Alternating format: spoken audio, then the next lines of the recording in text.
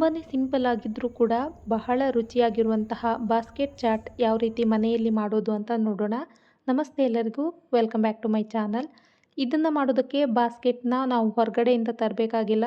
ಮನೆಯಲ್ಲಿರುವಂತಹ ಗೋಧಿ ಹಿಟ್ಟಿನಿಂದ ತುಂಬಾ ಕ್ರಿಸ್ಪಿಯಾಗಿರುವಂತಹ ಬಾಸ್ಕೆಟ್ಗಳನ್ನು ಮಾಡ್ಕೋಬೋದು. ಈ ರೀತಿ ಬಾಸ್ಕೆಟ್ಗಳನ್ನು ನಾವು ಈಸಿಯಾಗಿ ಮಾಡಿಟ್ಕೊಂಡ್ರೆ ಯಾವಾಗ ಬೇಕಿದ್ದರೂ ಬಾಸ್ಕೆಟ್ ಚಾಟ್ನ ರೆಡಿ ಮಾಡ್ಕೋಬೋದು. ಮನೆಗೆ ಗೆಸ್ಟ್ ಬಂದವಾಗ ಅಥವಾ ಏನಾದರೂ ಬರ್ಡೇ ಪಾರ್ಟೀಸ್ ಇದ್ದವಾಗ ಇದನ್ನು ರೆಡಿ ಮಾಡ್ಬೋದು ಇನ್ಸ್ಟೆಂಟಾಗಿ. ಆಲೂಗಡ್ಡೆ ಬದಲಾಗಿ ಇದರ ಒಳಗಡೆ ತುಂಬಾ ಡಿಫ್ರೆಂಟಾಗಿ ಹೈ ಪ್ರೋಟೀನ್ ಇರುವಂತಹ ವಸ್ತುಗಳನ್ನು ಸ್ಟಫಿಂಗ್ ಮಾಡಿದ್ದೀನಿ. ವಿಡಿಯೋನ ಸ್ಕಿಪ್ ಮಾಡದೆ ಕೊನೆ ತನಕ ನೋಡಿ. ಬಾಸ್ಕೆಟ್ ಅಥವಾ ಕಟೋರಿ ಮಾಡೋದಕ್ಕೆ ಮೊದಲಿಗೆ ಒಂದು ಬೌಲ್ಗೆ 1.5 ಕಪ್ ಆಗುವಷ್ಟು ಗೋಧಿ ಹಿಟ್ಟನ್ನು ಹಾಕ್ಕೊಳ್ತಾ ಇದ್ದೀನಿ. ಗೋಧಿ ಹಿಟ್ಟಿಗೆ ಬದಲಾಗಿ ಮೈದಾ ಹಿಟ್ಟಲ್ಲೂ ಸಹ ಮಾಡ್ಬೋದು. ಇದಕ್ಕೆ ಅರ್ಧ ಟೇಬಲ್ ಸ್ಪೂನ್ ಅಜ್ವೈನ್ ಹಾಗೆ ರುಚಿಗೆ ತಕ್ಕಷ್ಟು ಉಪ್ಪನ್ನು ಹಾಕ್ಕೊಂಡು ಈ ರೀತಿ ಮಿಕ್ಸ್ ಮಾಡ್ಕೊಳ್ತಾ ಇದ್ದೀನಿ. ಈ ಹಿಟ್ಟನ್ನು ಮಿಕ್ಸ್ ಮಾಡಿದ ನಂತರ ಇದಕ್ಕೆ ಬಿಸಿ ಮಾಡಿರುವಂತಹ ಎಣ್ಣೆ ಹಾಕ್ಕೋಬೇಕು. ನಾನಿಲ್ಲಿ 2 ಟೇಬಲ್ ಸ್ಪೂನ್ ಆಗುವಷ್ಟು ಎಣ್ಣೆನ ಬಿಸಿ ಮಾಡಿ ಹಾಕ್ಕೊಂಡಿದ್ದೀನಿ. ಬಿಸಿಯಾಗಿರೋದ್ರಿಂದ ಇದನ್ನು ಮೊದಲಿಗೆ ನಾವು ಕೈ ಹಾಕಿ ಮಿಕ್ಸ್ ಮಾಡಬಾರ್ದು. ಈ ರೀತಿ ಸ್ಪೂನಿನಿಂದ ಮಿಕ್ಸ್ ಮಾಡಿಕೊಂಡು ನಂತರ ಕೈಯಲ್ಲಿ ಇದನ್ನು ಚೆನ್ನಾಗಿ ಮಿಕ್ಸ್ ಮಾಡ್ಕೋಬೇಕು. ಯಾವುದೇ ಸ್ನ್ಯಾಕ್ಸ್ ಮಾಡುವಾಗ ಹಿಟ್ಟಿಗೆ ಈ ರೀತಿ ಬಿಸಿ ಎಣ್ಣೆನ ಹಾಕಿ ಮಿಕ್ಸ್ ಮಾಡ್ಕೊಳ್ಳೋದ್ರಿಂದ ಸ್ನ್ಯಾಕ್ಸ್ ತುಂಬಾ ಕ್ರಿಸ್ಪಿಯಾಗಿ ಬರುತ್ತೆ. ನೋಡಿ, ಎಣ್ಣೆ ಹಾಕಿ ಮಿಕ್ಸ್ ಮಾಡಿದ ನಂತರ ಇದಕ್ಕೆ ಸ್ವಲ್ಪ ಸ್ವಲ್ಪ ನೀರನ್ನು ಸೇರಿಸ್ಕೊಂಡು ಮಿಕ್ಸ್ ಮಾಡ್ಕೊಳ್ತಾ ಇದ್ದೀನಿ. ಚಪಾತಿಗೆ ಯಾವ ರೀತಿ ನಾವು ಕಲಿಸ್ತೀವೋ ಅದೇ ರೀತಿ ಕಲಿಸ್ಬೇಕು. ಆದರೆ ಚಪಾತಿ ಹಿಟ್ಟಿನ ಹದಕ್ಕಿಂತ ಸ್ವಲ್ಪ ತಿಕ್ಕಾಗಿರಬೇಕು. ಸ್ವಲ್ಪ ಗಟ್ಟಿಯಾಗಿರುವಂತಹ ಹಿಟ್ಟನ್ನು ನಾವು ಪ್ರಿಪೇರ್ ಮಾಡ್ಕೋಬೇಕು. ನೋಡಿ, ಈ ಥರ ಒಂದು 5 ನಿಮಿಷ ಚೆನ್ನಾಗಿ ಇದನ್ನು ನಾದ್ಕೋಬೇಕು. ಈ ರೀತಿ ನೀಟಾಗಿ ನಾವು ಹಿಟ್ಟನ್ನು ಪ್ರಿಪೇರ್ ಮಾಡಿಕೊಂಡು ಬಾಸ್ಕೆಟ್ ರೆಡಿ ಮಾಡಿಕೊಂಡ್ರೆ ಅದನ್ನು ಏರ್ಟೈಟ್ ಕಂಟೈನರಲ್ಲಿ ತುಂಬ ದಿನಗಳ ಕಾಲ ಇಟ್ಕೋಬೋದು. ನೋಡಿ, ಒಂದು 15 ನಿಮಿಷ ಇದನ್ನು ಮುಚ್ಚಿಟ್ಟಿದ್ದೀನಿ.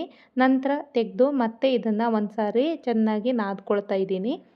ಹೊರಗಡೆ ಹೋಗಿ ತಿನ್ನೋದಕ್ಕಿಂತ ಮನೆಯಲ್ಲಿ ಈಸಿಯಾಗಿ ಇದನ್ನು ಮಾಡ್ಕೋಬೋದು. ಮಕ್ಕಳಿಗೆ ತುಂಬಾ ಇಷ್ಟ ಆಗುತ್ತೆ. ಇವಾಗ ಹಿಟ್ಟನ್ನು ಒಂದು ಸಾರಿ ಚೆನ್ನಾಗಿ ನಾದ್ಕೊಂಡು ಬಾಲ್ ಸೈಜ್ ಆಗುವಷ್ಟು ಹಿಟ್ಟನ್ನು ತೊಗೊಂಡಿದ್ದೀನಿ. ಇದನ್ನು ಸ್ವಲ್ಪ ಗೋಧಿ ಹಿಟ್ಟಲ್ಲಿ ಡಿಪ್ ಮಾಡಿಕೊಂಡು ಚೆನ್ನಾಗಿ ಲಟ್ಟಿಸ್ಕೋಬೇಕು. ಮಾಮೂಲಿ ನಾವು ಚಪಾತಿ ಹೇಗೆ ಲಟ್ಟಿಸ್ತೀವೋ ಅದೇ ರೀತಿ ಲಟ್ಟಿಸ್ಕೋಬೇಕು. ಕಟೋರಿ ಅಥವಾ ಬಾಸ್ಕೆಟ್ ಸೈಜಲ್ಲೇ ಲಟ್ಟಿಸ್ಕೋಬೋದು. ಇಲ್ಲ ಅಂತ ಹೇಳಿದ್ರೆ ಚಪಾತಿ ಸೈಜಲ್ಲಿ ಲಟ್ಟಿಸ್ಕೊಂಡು ನೀವು ಯಾವ ಕಟೋರಿ ಯೂಸ್ ಮಾಡ್ತೀರಾ ಅದರಲ್ಲಿ ಇದನ್ನು ಕಟ್ ಮಾಡ್ಕೋಬೋದು. ನೋಡಿ, ಈ ಥರ ಲಟ್ಟಿಸ್ಕೊಂಡು ಇದ್ರ ಮೇಲ್ಗಡೆ ನಾನು ಫೋರ್ಕ್ ಸ್ಪೂನಿನಿಂದ ಈ ರೀತಿ ಫ್ಲಿಕ್ ಮಾಡ್ತಾ ಇದ್ದೀನಿ. ಈ ರೀತಿ ಮಾಡಿಕೊಂಡ್ರೆ ನಮಗೆ ಬಾಸ್ಕೆಟ್ ಯಾವುದೇ ಕಾರಣಕ್ಕೂ ಪೂರಿ ಥರ ಉಬ್ಬೋದಿಲ್ಲ. ನಾನಿಲ್ಲಿ ಸ್ಟೀಲ್ ಕಪ್ಪನ್ನು ಯೂಸ್ ಮಾಡ್ತಾ ಇದ್ದೀನಿ. ನೋಡಿ, ಈ ಶೀಟ್ ಮೇಲ್ಗಡೆ ಸ್ಟೀಲ್ ಕಪ್ ಇಟ್ಬಿಟ್ಟು ಈ ರೀತಿ ಫೋಲ್ಡ್ ಮಾಡ್ಕೋಬೇಕು. ಅಥವಾ ಇದನ್ನು ಕಟ್ ಮಾಡಿಬಿಟ್ಟು ಸ್ಟೀಲ್ ಕಪ್ ಒಳಗಡೆ ಕೂಡ ಹಾಕ್ಬೋದು.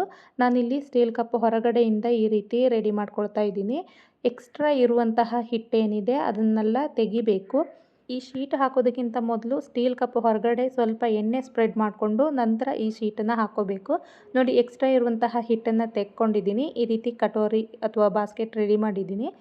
ಇವಾಗ ಇದನ್ನು ಎಣ್ಣೆಯಲ್ಲಿ ಹಾಕ್ಕೊಳ್ತಾ ಇದ್ದೀನಿ. ಎಣ್ಣೆ ಮೀಡಿಯಮ್ ಹೀಟಲ್ಲಿ ಬಿಸಿ ಮಾಡ್ಕೊಂಡಿದ್ದೀನಿ. ತುಂಬ ಏನು ಬಿಸಿ ಇಲ್ಲ. ಇದನ್ನು ನಾನು ಮೀಡಿಯಮ್ ಹೀಟಲ್ಲೇ ಈ ರೀತಿ ರೆಡಿ ಮಾಡ್ಕೊಳ್ತಾ ಇದ್ದೀನಿ.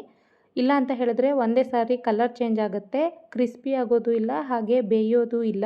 ಎಣ್ಣೆನ ಈ ರೀತಿ ಚಿಮುಕಿಸ್ತಾ ಇರಬೇಕು. ಈ ರೀತಿ ಮಾಡಿಕೊಂಡ್ರೆ ಎಲ್ಲ ಕಡೆನೂ ಒಂದೇ ಕಲರ್ ಬರುತ್ತೆ. ಹಾಗೆ ಎಣ್ಣೆಯ ಬಿಸಿ ಏನಿದೆ ಅದು ಕೂಡ ಬ್ಯಾಲೆನ್ಸ್ ಆಗುತ್ತೆ. ಹೀಗೆ ಇಟ್ಟರೆ ಮಧ್ಯದಲ್ಲಿ ಮಾತ್ರ ಕಲರ್ ಚೇಂಜ್ ಆಗುತ್ತೆ, ಹಾಗೆ ಕ್ರಿಸ್ಪಿ ಆಗುತ್ತೆ. ಸೈಡಲ್ಲೆಲ್ಲ ಹಿಟ್ಟು ಹಾಗೆ ಉಳ್ಕೊಳ್ಬಿಡುತ್ತೆ. ಹಾಗಾಗಿ ನಾನು ಈ ರೀತಿ ಒಂದು ಚಿಮಟದಿಂದ ಈ ರೀತಿ ಸೈಡೆಲ್ಲ ಫ್ರೈ ಆಗೋ ಥರ ನೋಡ್ಕೊಳ್ತಾ ಇದ್ದೀನಿ. ನೋಡಿ, ನೀಟಾಗಿ ಈ ರೀತಿ ಕ್ರಿಸ್ಪಿ ಆಗೋ ತನಕ ಹಾಗೆ ಎಲ್ಲ ಕಡೆ ಒಂದೇ ಕಲರ್ ಬರೋ ಹಾಗೆ ಫ್ರೈ ಮಾಡ್ಕೋಬೇಕು. ಇವಾಗ ಸ್ವಲ್ಪ ಸ್ಪೂನಿಂದ ಈ ರೀತಿ ಬಿಡಿಸ್ಕೊಂಡಿದ್ದೀನಿ. ನೋಡಿ, ಈ ತಟ್ಟೆನ ತೆಗಿತಾ ಇದ್ದೀನಿ. ತುಂಬ ಈಸಿಯಾಗಿ ಈ ಸ್ಟೀಲ್ ಕಪ್ ತೆಗಿಯೋದಕ್ಕೆ ಬರುತ್ತೆ. ನೋಡಿ, ಈ ಥರ ಚೆನ್ನಾಗಿ ಫ್ರೈ ಮಾಡ್ಕೋಬೇಕು. ಎಲ್ಲ ಕಡೆ ಈವನ್ ಆಗಿ ಕಲರ್ ಬಂದಿದೆಯಾ ಅಂತ ನೋಡಬೇಕು. ಹಾಗೆ ಈ ಬಾಸ್ಕೆಟ್ ಕ್ರಿಸ್ಪಿಯಾಗಿದೆಯಾ ಅಂತ ಒಂದು ಸಾರಿ ಚೆಕ್ ಮಾಡಿಕೊಂಡು ತೆಗಿಬೇಕು. ನೋಡಿ, ತುಂಬಾ ಕ್ರಿಸ್ಪಿ ಆಗಿದೆ. ಬಾಸ್ಕೆಟ್ ರೆಡಿಯಾಗಿದೆ. ಇದನ್ನು ತೆಗಿತಾ ಇದ್ದೀನಿ. ಆದಷ್ಟು ಮೀಡಿಯಮ್ ಉರಿಯಲ್ಲೇ ಈ ರೀತಿ ಬಾಸ್ಕೆಟನ್ನು ನಾವು ಪ್ರಿಪೇರ್ ಮಾಡ್ಕೋಬೇಕು. ನೋಡಿ, ಎಲ್ಲ ಕಡೆ ಒಂದೇ ರೀತಿ ಕಲರ್ ಬಂದಿದೆ, ಹಾಗೆ ತುಂಬಾ ಕ್ರಿಸ್ಪಿಯಾಗಿದೆ. ಇದೇ ರೀತಿ ಉಳಿದಿರುವಂತಹ ಬಾಸ್ಕೆಟ್ಗಳನ್ನು ಸಹ ರೆಡಿ ಮಾಡಿದ್ದೀನಿ.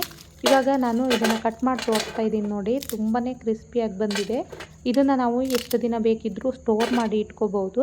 ಇವಾಗ ಬಾಸ್ಕೆಟ್ ಚಾಟ್ ಯಾವ ರೀತಿ ಮಾಡೋದು ನೋಡೋಣ.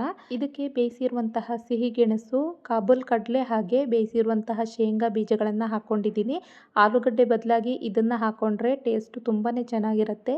ಇವಾಗ ಇದ್ರ ಮೇಲ್ಗಡೆ ಸ್ವಲ್ಪ ಉಪ್ಪು, ಹಾಗೆ ಕಟ್ ಮಾಡಿರುವಂತಹ ಈರುಳ್ಳಿ, ಕಟ್ ಮಾಡಿರುವಂತಹ ಟೊಮೆಟೊ, ಹಾಗೆ ಚಿಕ್ಕದಾಗಿ ಕಟ್ ಮಾಡಿರುವಂತಹ ಸೌತೆಕಾಯಿನ ಹಾಕ್ಕೊಂಡಿದ್ದೀನಿ. ಇವಾಗ ಸ್ವಲ್ಪ ಕೊತ್ತಂಬರಿ ಸೊಪ್ಪನ್ನು ಇದ್ರ ಮೇಲ್ಗಡೆ ಹಾಕೋಬೇಕು. ನಂತರ ನಾವು ಇದಕ್ಕೆ ಮಸಾಲ ಪುಡಿಗಳನ್ನು ಹಾಕೋಬೇಕು. ಸ್ವಲ್ಪ ಜೀರಿಗೆ ಪುಡಿ, ಹಾಗೆ ಸ್ವಲ್ಪ ಚಾಟ್ ಮಸಾಲ, ಹಾಗೆ ಸ್ವಲ್ಪ ಅಚ್ಚ ಖಾರದ ಪುಡಿನ ಸ್ಪ್ರಿಂಕಲ್ ಮಾಡ್ಕೊಳ್ತಾ ಇದ್ದೀನಿ. ಇದಕ್ಕೆ ಮೇಯ್ನ್ ಹೈಲೈಟ್ ಅಂದರೆ ಮೊಸರು. ಸ್ವಲ್ಪ ಸಕ್ಕರೆ ಹಾಕಿ ಮೊಸರನ್ನು ಚೆನ್ನಾಗಿ ಮಿಕ್ಸ್ ಮಾಡಿಕೊಂಡು ಹಾಕೋಬೇಕು. ನಿಮಗೆ ಎಷ್ಟು ಬೇಕೋ ಅಷ್ಟು ಮೊಸರನ್ನು ಸೇರಿಸ್ಕೋಬೋದು. ಇದ್ರ ಮೇಲ್ಗಡೆ ಸ್ವಲ್ಪ ಮಿಂಟ್ ಚಟ್ನಿ ಅಥವಾ ಪುದೀನ ಚಟ್ನಿ ಹಾಕ್ಕೊಳ್ತಾ ಇದ್ದೀನಿ. ಇವಾಗ ಸ್ವಲ್ಪ ಹುಣಸೆ ಹಣ್ಣಿನ ಚಟ್ನಿ ಹಾಕ್ಕೊಳ್ತಾ ಇದ್ದೀನಿ. ಇವೆರಡು ರೆಸಿಪಿನ ನಾನು ಶೇರ್ ಮಾಡಿದ್ದೀನಿ. ಲಿಂಕ್ ಬೇಕಿದ್ದರೆ ಕಮೆಂಟ್ ಮಾಡಿ ತಿಳಿಸಿ. ಇದ್ರ ಮೇಲ್ಗಡೆ ಸ್ವಲ್ಪ ಕೊತ್ತಂಬರಿ ಸೊಪ್ಪು, ಹಾಗೆ ಸೇವ್ ಹಾಕ್ಕೊಂಡು ಗಾರ್ನಿಷ್ ಮಾಡ್ಕೊಳ್ತಾ ಇದ್ದೀನಿ. ಲಾಸ್ಟಲ್ಲಿ ಸ್ವಲ್ಪ ಹೈಲೈಟಾಗಿ ಕಾಣಿಸೋದಕ್ಕೆ ದಾಳಿಂಬೆನೂ ಸಹ ಹಾಕ್ಕೊಂಡಿದ್ದೀನಿ. ಇವಾಗ ಲಾಸ್ಟಲ್ಲಿ ಇದರ ಮೇಲ್ಗಡೆ ಮತ್ತೆ ಸ್ವಲ್ಪ ಸ್ಪೈಸಸ್ ಎಲ್ಲ ಆ್ಯಡ್ ಮಾಡ್ಕೊಂಡಿದ್ದೀನಿ. ಈ ರೀತಿ ಲೇಯರ್ ಬೈ ಲೇಯರ್ ಮಸಾಲ ಹಾಕ್ಕೊಂಡ್ರೆ ತಿನ್ನುವಾಗ ತುಂಬಾ ರುಚಿಯಾಗಿರುತ್ತೆ. ಖಂಡಿತ ಇದನ್ನು ಒಂದು ಸಾರಿ ಟ್ರೈ ಮಾಡಿ ನೋಡಿ, ಎಲ್ರಿಗೂ ಇಷ್ಟ ಆಗುತ್ತೆ. ಹಾಗೆ ಈ ವಿಡಿಯೋ ಇಷ್ಟ ಆದರೆ ಲೈಕ್ ಮಾಡಿ. Thanks for watching.